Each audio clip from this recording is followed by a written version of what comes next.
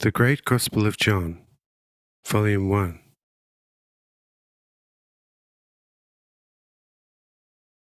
Second day in Sishar. Chapter 64. At Sishar, Jeruth gives up wine, caring instead for the poor and receiving 2 guardian angels. Nature and mission of angels.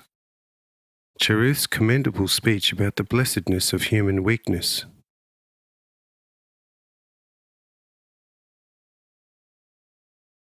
Says Jeruth, Lord, if so, as I had previously convinced myself on several occasions actually, then I shall give up all vineyard keeping and all wine consumption in my house.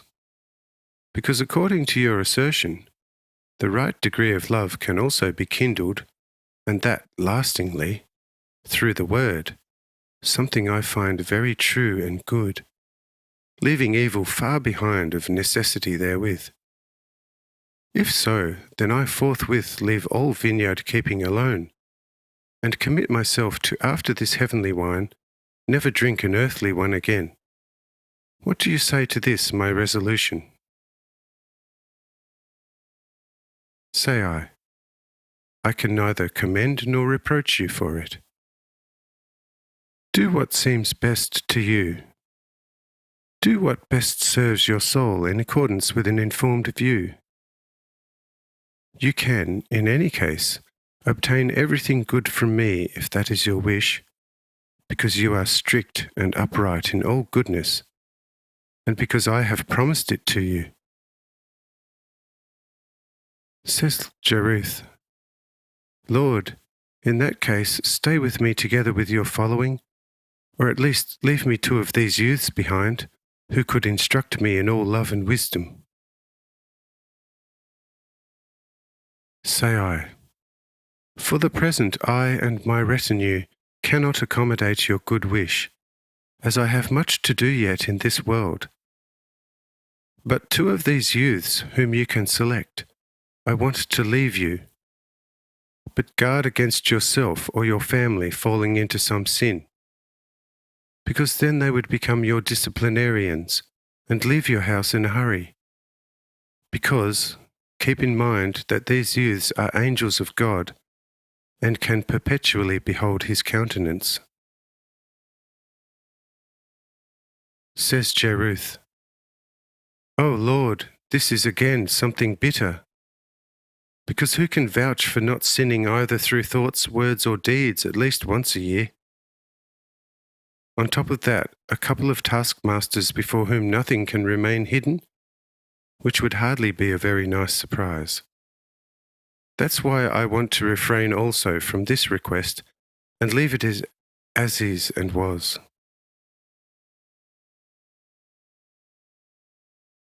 Say I, very well, let it be as you wish. You are free and shall not be placed under any compulsion, be assured. Says Jeruth, no, these youths, and actually real angels of God, simply look too fair and sweet. It seems an impossibility to commit a sin in their presence. Hence, come what may, I shall in any case keep 2. Say I, all right then, 2 shall be left you, and visibly dwell in your house, for as long as they are feeling right.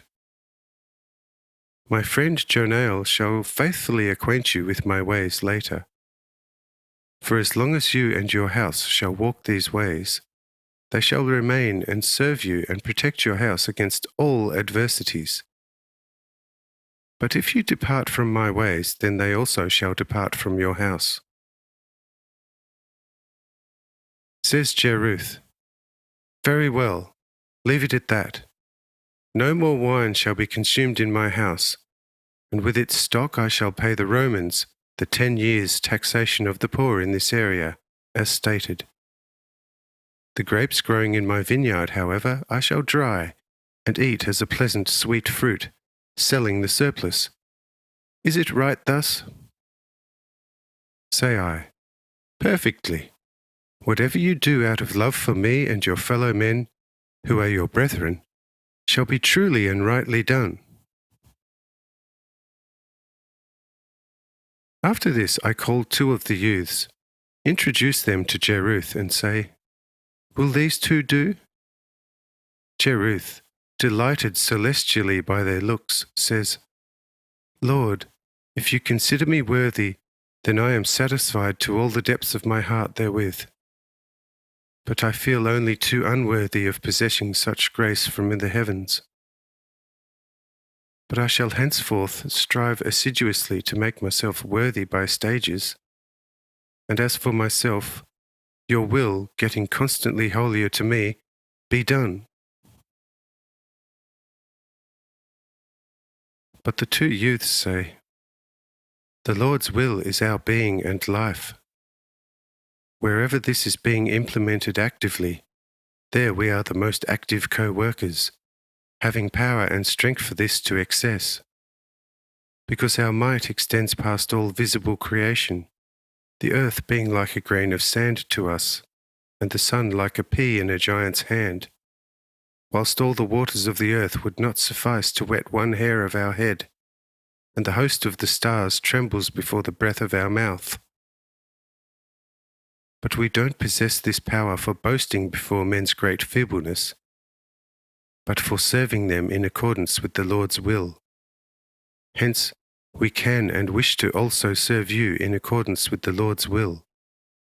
For as long as you acknowledge and accept same indeed. When, however, you leave such, then you also have left us, since we are nothing but the personalized will of the God the Lord. Whoever leaves, him we leave also. This we tell you in the full presence of the Lord, whose countenance we behold at all times, and whose gentlest hint we hear calling us and powerfully drawing us to fresh deeds.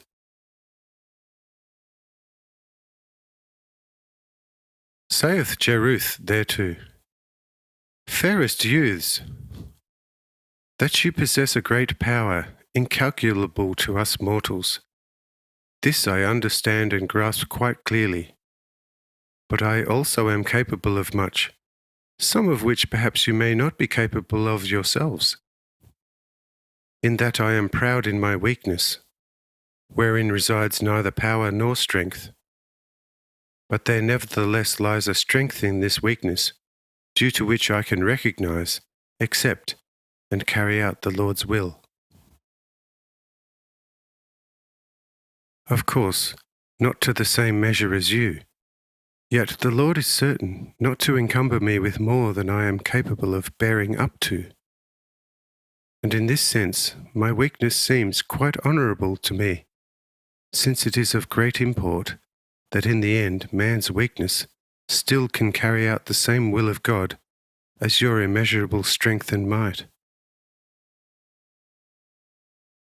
And if I have understood the Lord correctly so far, then it may yet be that the Lord prefers the action of weak children, and that ultimately the power and deeds of the great and mighty spirits of heaven may yet have to let itself be led by the weak little children of the earth. For coming to sit at the little ones' table, because if the Lord himself comes to the weak, then it seems to me at least that he shall make strong the weak. Say the youths, Yes, so it certainly is, and rightly. Recognize God's will, therefore, and act accordingly, and then you already have our power in you, which is nothing other than purely God the Lord's will. We of ourselves have neither strength nor power, and all our strength and power is nothing but God's will fulfilled in and through us.